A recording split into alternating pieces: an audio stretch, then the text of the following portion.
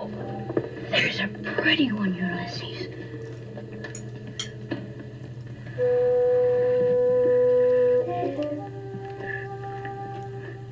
There it is. Hello, BookTube. I'm Shawn, the Book Maniac. Welcome back to my channel, and welcome back to two very special guests. This is Nelle of the somewhat quiet BookTube channel, Book Hunt, and Scott of the somewhat really noisy, overly loquacious channel, Gunpowder Fiction Plot. Hello, lovely people. Hi. Hello. We're here to talk about a novel that is this is the beginning of the end, perhaps, of a beautiful friendship or a beautiful marriage. We're not sure how this is going to go, but we're here to discuss a novel that Scott and I have read. That is, I think now would say it's one of her favorite novels of all time. E.L. Doctorow's 1971 novel, The Book of Daniel. And this arose in a drunken discussion many months ago, and I don't know what the hell we were thinking, but here we are. So Yeah. Scott doesn't know how I feel about the book. I don't know how Scott feels about the book. We both know that Nell loves the book. Nell, do you know how Scott feels about the book? I do. Oh, you do? Okay, so Yeah. you're not, so you look rather, what's the word? Lovey-dovey there. So I think everything's okay. My thing is though, I love this book, and I the language of this book has stayed with me forever, but I haven't read it since I was about 21. About 3 And years ago. you're a dear. And my political viewpoint, and particularly my feminism, has progressed quite a lot since then. Oh, So interesting. I I would I'm a little bit torn as to whether I would like to reread this book or not like to reread this book. And part of getting you guys to read it is part of making that decision. Okay, well, that's very interesting. So let's have Nell choose who should give their first thoughts, because you already know Scott, so maybe you want to hear mine first, or maybe you Yeah. want Scott to go Shawn first. You first. choose. Shawn Me? first. Yeah. I liked it very much. There was quite a bit of it I loved. I would give it 4 stars, and my 4 stars usually means I have more, not bad to say, but more critical things to say than anything. You know, the only thing that's a really good read for me is a 5-star read. But Yeah. so there were things that I didn't like, but it was so well written, and I enjoyed so much. I enjoyed the personal story. I felt that the politics wasn't integrated enough into a fictional narrative for my liking, so it after a certain point I got a little bit lost in the fiction the political overlay, and that would be kind of my main criticism. I thought it was a masterful piece of writing, a masterful novel. It just wasn't quite a Shawn book. Yeah. Yeah. I reckon that would be, yeah, Is that's that my what you fear thought? of what will happen if I reread it, is that it will no longer be a Nell book. That's probably my biggest fear. Well, but I But I think do the love politics the might language speak is to so you. beautiful. The language is so beautiful, and there's so Yeah. many interesting things he does with point of view, and it's just a tour de force, really. He lost me at various points, but I think that is a comment on the reader and not the book. So Nell knows about Scott's feelings, but I don't. So I'm going to guess that you like the book, because otherwise you'd be sitting, so you wouldn't be quite sitting that way. Wouldn't have my arm. We'd have chucked swapped the chair, the couch for separate chairs. Yeah, that's correct. I would say that it did have its problems, but I overall loved the book. I was up and down as I was reading it, but the ending really cemented it for me as it was so powerful, and I was so angry and sad at the same time with what was going on at the ending, and that really brought it home for me. Was a Daniel. I did not like Daniel. I appreciated why he was the way he was and what Doctorow was doing with it, but found it hard to I found it hard to empathize with him at times, because he wasn't the nicest of characters. He, No. I totally agree with that. And I loved him as a boy. So the portrait of the children was so powerful. Yeah, but I yes, had trouble with Daniel the adult, definitely. yeah. Um, and I did wonder at some time, I'm like, has this aged correctly? Because it was such a, Of its time. it was very of its time, but it was so beautifully written. It was so cleverly created and all of that. But some of the things that it was tone deaf to, some of the ideas were relatively simple. Yeah. But just the writing was lovely, and the ability to make me feel emotions, which is one of the things that I like the most, is that was first class. Absolutely. And I think we both know that certainly one of, if not the favorite scene of Nell's in the book is with that speech with the grandma, which I now know was actually a visitation in a dream. It didn't Yeah. actually happen. Is one of the most powerful pieces of writing in the book. But the Yeah. grandma's character was wonderful. I think we should probably stop, and one of you, or us, one of us should give a little bit of a synopsis of kind of what's the premise of the book. What's it about?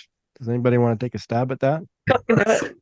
It's essentially a retelling of the Rosenberg trial from the point of view of the children of the Rosenbergs, except that Doctorow has taken some liberties. I don't know too much about the Rosenbergs, so and I don't know how common it is to know about them. So if you don't know about the Rosenbergs, they were communists. They were put on trial for treason, and they were executed by the state. They've had their name changed in the book. The children of the Rosenbergs were both boys, and they're a boy and a girl now, but it's essentially the point of view of the son of the Rosenbergs, and him as an adult and him as a child, and you're sort of jumping back and forwards in time between the two, and you sort of see that horrible injustice happen towards him and his parents and his sister. Yes, and correct me if I'm wrong. Was it in the novel, or was it in some extra reading I did last night that they actually weren't charged with treason? They were charged with espionage, and everybody has always said ever since then that they were charged with treason, but in fact, no, they were charged with espionage. I believe that's correct. I I think it's in the believe, yeah. novel, maybe. It is in the novel, yeah, that It they is in the they were novel, never charged with treason. but everybody just culturally has thought ever since that, well, it was treason. I mean, you could it's maybe splitting hairs, but another way to say what didn't work for me in this novel is I kept getting pulled out of the story because I wanted to say, "Oh, did this happen in real life?" So I was always checking everything and stuff, and that had a negative effect on my reading of the book. I think one of the things that really contributed to me enjoying this book was I read it when I was 20 years ago, before Google was, Google. I mean, it existed, but it wasn't as prevalent. You couldn't whip out a phone and Google something halfway through. So I didn't realize that the Rosenbergs were a real thing when I read it. And it was only after I finished the book that I did some research and looked into and realized that this was a historical sort of fiction. Yeah, it was Fiction based on wise. historical. Yeah. Absolutely. And I don't know if that lack of knowledge of the Rosenbergs is because I'm not American, or if they're just not very known about now. But we certainly didn't learn about the Rosenbergs in high school or anything like that. I was only vaguely aware of them. I was just, I mean, I've a history degree and so on, but I didn't study that period of American history. But just kind of in the kind of cultural, in the background, so knew basically why they'd been executed and this and that. But I Yeah, don't. yeah. But as the deeper the story went into all of that, the actual aspect of them being arrested and what they were charged with, and that I said, no, is this really true? Is this true? And I would the book down and go to Google and stuff. And sometimes that's seamless, but in this case, because there was so much in it that I wanted to fact check, that it was hard to keep the flow of the novel going. That's I just think also it's a story that has such conflicting ways of perceiving it in its history, like the way that Europeans respond to it versus the way that Americans respond to it, the Jewish community's response, etc., etc. It's difficult to focus on his presentation of it without trying to discern the reality and trying to decide your own perception. Yeah, so I kind of agree with that. just I wish that I hadn't been so distracted by fact checking it. Because I do need to say at some point in this chat that since this book was written, it has been shown conclusively that Julius Rosenberg was in fact a spy, and he did steal the nuclear secrets. Yeah, So it that was has been her brother worked on her brother, on the what's probably it called? Manhattan. Manhattan Project. Yes. And potentially, although there is disagreement amongst Russian sources, but potentially accelerated the Russians' obtaining of the bomb by up to 4 years. That's right. So that is now fact, and it wasn't fact. It wasn't conclusively proven at the time that he wrote this novel. But yet he kind of intimates that that's what happened. Well, it's and there isn't proof that Ethel Rosenberg actually was involved, other than that because her brother, much quite recently, said, "Oh, I lied and told them it wasn't my wife, it was my sister, because my sister's not as important to me as my wife," and that is factual. I read that quote. I was like, I don't know that I'd be saying that out loud, man. And so that's on the record now. And even in this fictional narrative, he kind of shows us, doesn't he, that, oh, by the way, if you're worried about spoilers, you should just read a different book. I should have put this at the beginning. But because she kind of learns almost on the stand, doesn't she? Something during the trial happens where she realizes her husband actually was spying. Yeah. And she had thought up until that moment that it was all being framed or whatever. Yeah. So even though he didn't have the benefit of the stuff that's come to light since then, that's kind of what he showed in the novel. Yeah, I think it's really interesting with the sort of hindsight of history, how close he seems to have gotten to reality when the reality was so contested.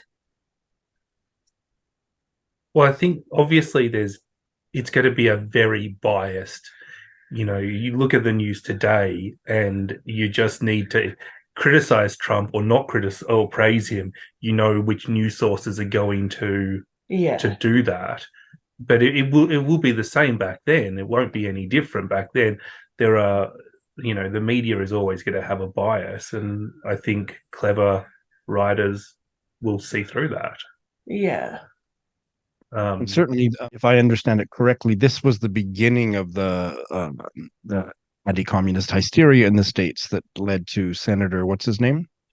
McCarthy, thank you, and all that stuff. Like this was kind of the beginning of all that, and that was, Nelle and Scott and I part ways when it comes to communism. I think communism is more evil than capitalism, so we disagree on that. But that is not really what this book is about. This book is about, or at least I don't. That's not my reading of the book. But certainly there was a lot of things in the name of anti-communism and all the hysteria that was in grave injustices, including what happened to her, Ethel Rosenberg. Yeah, she was seemingly innocent of just a pawn, really, just pressurized to put pressure on the husband.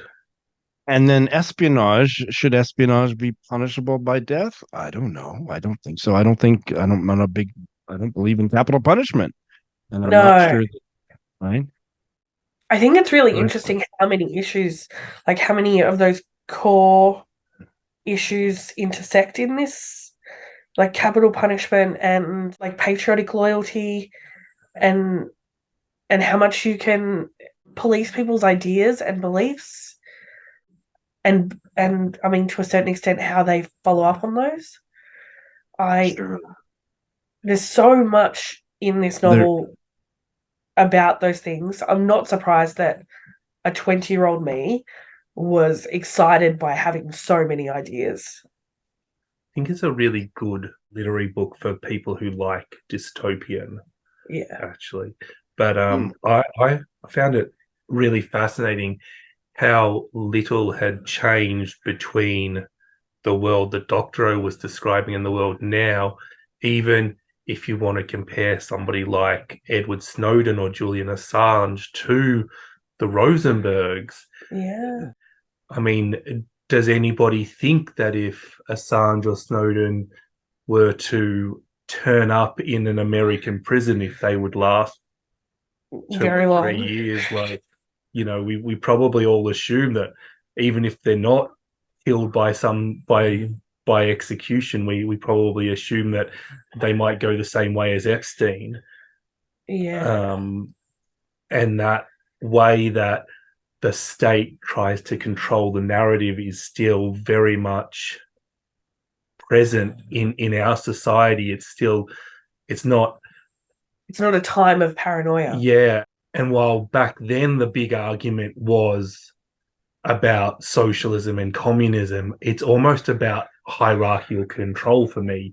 It's about the people at the top not wanting to have their power questioned, and that they're using the same tactics, and that they've got away with it for 50 years.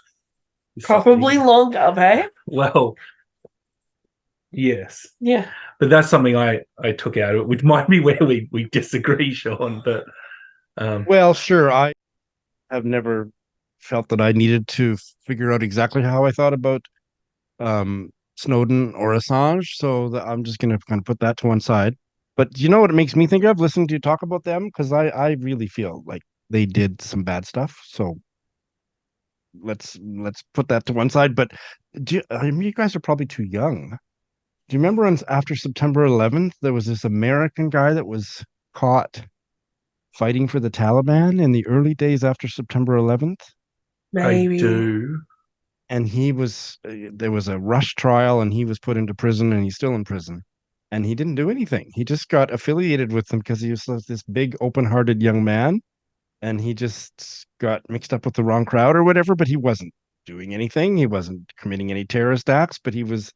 And like all the ex-presidents and presidents of the US said, he should be hanged. He should be tarred and feathered and blah, blah, blah. And he was rushed into trial. And he's still in, I think, solitary confinement or whatever. I can't remember the details. I can't remember his name now, but I've always thought at that time and since then, I thought, no, that is not justice.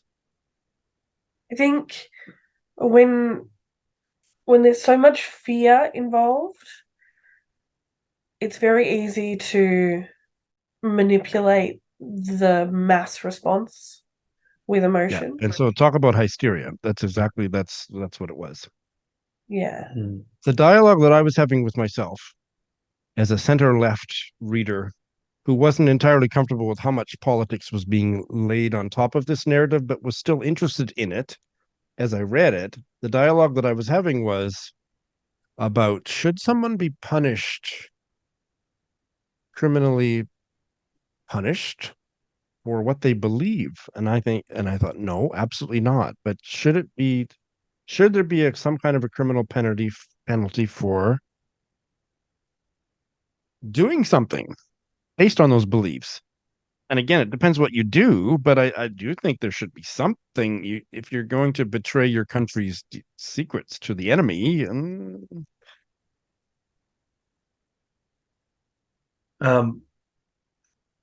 so that's not really what the novel's about. But those were the things I was thinking about. But I think it is being a communist and espousing communism, there should not be any kind of penalty at all in any society, which is why I think our system of government is so much more superior to communism, because that you wouldn't get away with espousing. Communism is not democratic, because you assume that communism cannot be a democracy. Well, there's no freedom of thought. You can't espouse opinions. No, that's conflating communism with authoritarianism.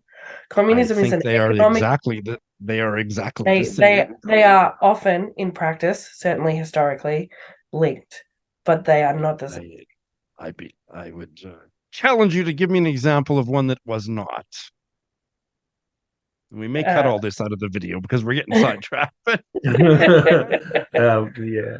I don't think that communism has ever really been effectively implemented. And I think part of that is because when people are open to significant enough change to change their economic model so drastically, they are often led astray by people who just want power. And those people are the people who come in after most revolutions in most circumstances, are just power hungry people who don't care what system they're implementing because their main goal is to obtain and keep control. And that is not what communism is about. Well, I think, yeah, the problem with a lot of the communism is that if you look at the ideology and you look at the execution, and they're not the same. No, they're not the same. The execution doesn't match the ideology. So I also think that, yeah, and I think this book is trying to get into that, which is possibly some of the politics that you're not super comfortable with, is that the attempts at communism that have sort of survived, in the sense that like the government hasn't been overthrown, have such terrible reputations in the capitalist environment because of this opposition. And the reality for me is that capitalism is just as fucking horrible and commits all of the exact same crimes as the communists are accused of. I don't think humans have a good system. And I guess for me, being super idealist is a hopeful act. I hope that one day we can execute an idea that is better than what we have done so far. sure. And Sure. the idea of being persecuted for having that hope and for working towards that hope is kind of horrible. Not that I would be a spy. no. But Well, I can kind of see where the passion comes from in these people, and why to them it is not horrible to do this thing. But I guess I could put this into a completely different hypothetical that is the same. At the moment, I think most people will agree that climate change is the biggest threat to humanity. And at the moment, we have the biggest polluters belong to the biggest companies in the world. And we as humans feel powerless to change that, to stop that. And if there was some sort of attack on Caltex or Chevron or whatever they're called nationally, like the biggest oil producers, or something, in order to get, like, you wouldn't necessarily agree with the violence, but you would kind of agree with the cause. And at what point does the violence become justified? At what point does the violence become justified if we're all going to die? At what point do we go extinct? Yeah, if we just let it keep going the way we're going, we're going to be extinct. So at what point is violence justified to fight back? And at what point do you give up on your government and take matters into your own hands? If you really believe that human extinction is what your government is headed towards, which I think it very much is. Yeah. I come down to, and I hate to quote this guy because he was such an asshole, despite saving Europe. Winston Churchill. Democracy is the worst form of government, except for all those other forms that have been tried. Yeah. So he did have a nice. I don't even care about the economics. The economics is not the issue for me because blah blah blah. That's just not my thing. But democracy is something that is very, very important to me. Cool. And Let's institute democratic communism, and we'll all be happy. well, how about some of the Scandinavian countries? They have basically kind of Very close socialist to what I would democracies. consider to be. Yeah, no, ideal. I think a mix is exactly, and I mean, even America's quite strongly socialist in some ways, and certainly Canada is not as much Canada. as the Scandinavians. But I'm all in favor of more and more of that, but democracy. Yeah. I Having the think freedom to say what you believe and to fight for what you believe. But when you get into Absolutely. something like espionage or whatever, that's a different kettle of fish for me. I think it's, but like, at what point does it become, like, at what point does free sharing of ideas become espionage? And who gets to decide what information is restricted? Because all espionage is the sharing of information with someone of a different nationality. it's essentially gossip. Well, but I mean, if we're talking about the Rosenbergs, what they shared was how to make a nuclear bomb. So Yeah. that's I think I that mean, would it's a be big on the deal, other side of the totally. boundary. But if they hadn't shared that information, and the US was the only country with the bomb, what kind of power structure would we be living in? Like, why does America get to have the bomb and no one else? Well, Because that gives them all of the power. And I don't know if that's a better thing. Like, I'm not actually advocating for espionage here. I'm just saying it's more complicated than giving, You're playing devil's advocate. a Yeah. little bit, yeah. well, certainly, so the USSR would have gotten the technology to do the bomb within a matter of years afterwards, or whatever, from some other way. Yeah, it does sound like You they were know, going to have it anyway. It's just that they had it much sooner, and the critical part of that is that allowed them to move into Asia in ways that then caused great conflict for, I'm going to get this wrong, Vietnam or Korea? Korea was first, so Korea. yeah. Yeah. So that is the actual, like, death toll impact that this had. And that was the rationale that the judge used to give the Rosenbergs the death penalty, was saying that Yeah. So the Rosenbergs are indirectly responsible for Kim Jong. Yeah, like, Is that which is like, are they? How far can you extrapolate someone's responsibility?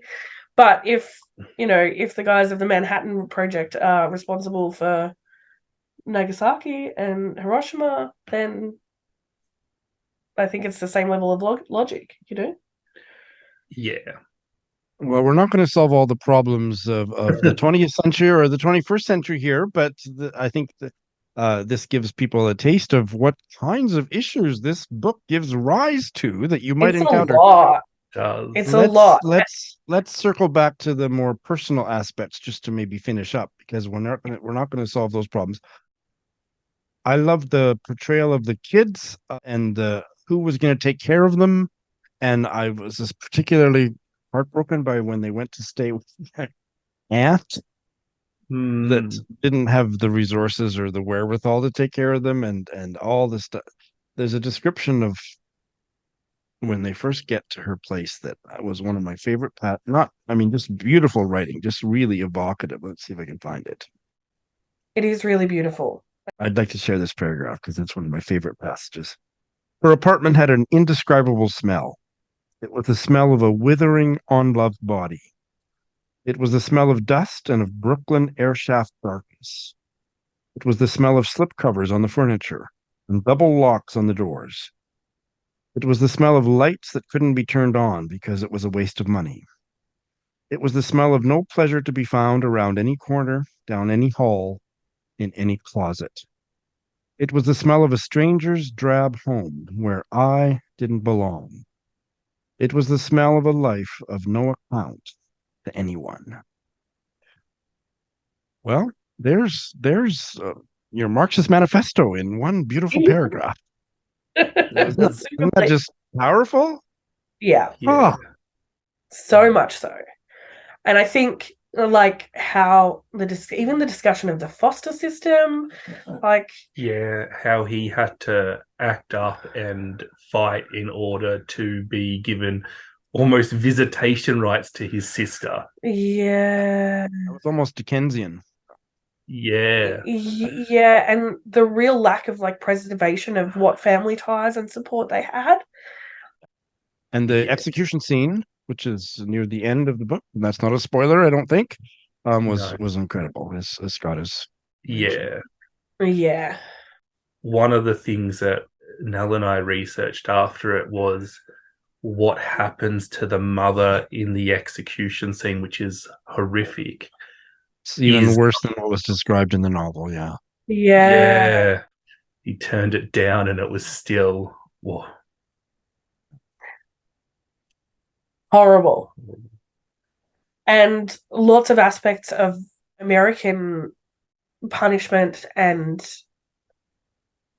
judiciary and that are not true in my country. Like we don't have the death penalty anywhere, and I can't think of anything in our history that is remotely like prosecuted spies and That's because Australia is like Canada. We don't have any secrets for stealing, yeah, That's it. selling. Nobody wants to buy our secrets. People might steal the secret of Vegemite, but I'm relatively sure only Australians like Vegemite. So that's it. But like a lot of it is very foreign to the way I think about justice Yeah, because it absolutely. isn't part of our landscape, and so it was really rich for me. There was just so many ideas. Well, I am so glad I read it. Now, Nell, have you read anything else by E.L. Doctorow? I have a few other books. Nothing has gripped me quite as much as this one. Okay. Scott, are you going to read another book by E.L. Doctorow? I think I will. I have read Ragtime by him and I didn't like it, but I think I'm a more accomplished reader now and I might get more out of it. I think that he's quite an advanced writer, and I think you have to be at a certain point to appreciate him. But I probably would give a third book a shot rather than Retrying Ragtime. retrying Ragtime. Yeah, I think for me, if I read another one soon, it will probably be a reread of this one. Yeah. Because it's been so long for me, and particularly the misogyny that I am aware exists in it, I think I will interpret differently. Yes, we should talk a little bit more about that. We didn't, I realize now. Yeah, because Daniel was he was a pig. He treated his wife in particular, but probably, I guess, a case could be made that he also treated certainly his adoptive mother and his sister, but Yeah, especially his wife, his young wife. He was just kind of randomly cruel to her. yeah, I think the yeah. book tries to explain what shaped his psyche, but there's no excuse. Yeah, I really dislike him as an adult. I do wonder if it was Doctorow trying to talk about what we would now call generational trauma Mm. without really fully grappling with the idea and fully understanding it before writing it. Do you know what I mean? I think it's the effects of growing up in a foster system where you're unloved and you have to fight all the time, and But not just that, but like the denigration of your parents and The shame of that. yeah, there's a lot that you when you go to therapy as a child of a broken home, as I am, there's a lot that you learn about how people talk about your parents. You really take it into your own identity, how other people speak of your parents. No, absolutely. I relate to that so much. the whole time I'm reading it, I'm just like, oh, Daniel needs to go to therapy. He just needs to. I'm like, he's a pig, but I could sort of understood why he was a pig, and I was like, oh, just sort your shit out, man. Just sort your shit out, and you'll be a fine person. But you're just not. You never did. Yeah, just this is it's sort of a problem we see over and over again. You know, people with issues, and the issues dictate who they are more than who they are. They let the issues control them, and they become unpleasant in situations, and then they do horrible things in cars to their wife. Absolutely. We've The scariest bit of a reread, I think, is that. I don't know if I will interpret that the same way as I did the first time. How did well, you and I mean, interpret? something that you might think about, Nell, is whether you want to just hang on to your experience of it the first time and not bother, not reread it. Yeah. I mean, Yeah. maybe. That's right. I don't think you should feel you must reread it. Maybe you don't need to. Maybe I don't. Maybe I don't. It's definitely a decision I'm planning to make. At the moment, though, I'm trying to do some writing of my own, and I am definitely revisiting writing that I have found to be very successful in order to sort of figure out my own voice and the things that have shaped that. And this book was definitely a big part of. Oh, so yes. Even just for that, I think it's such a rich piece of writing. Thanks so much for this collab, Thank you. and thanks for watching.